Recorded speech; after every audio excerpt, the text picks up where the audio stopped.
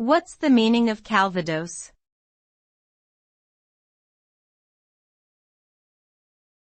Calvados.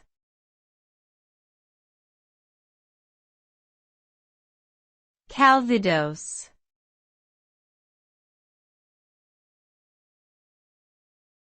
Calvados.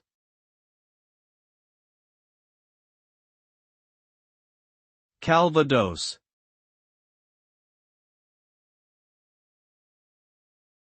Calvados is a type of apple brandy that originated in the Normandy region of France.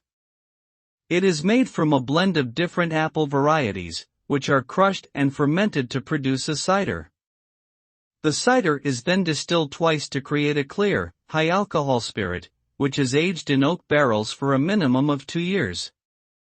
The resulting brandy has a warm, fruity flavor with hints of vanilla and spice, making it a popular digestive or ingredient in cocktails. Calvados is considered a luxury spirit and is often associated with celebration and special occasions.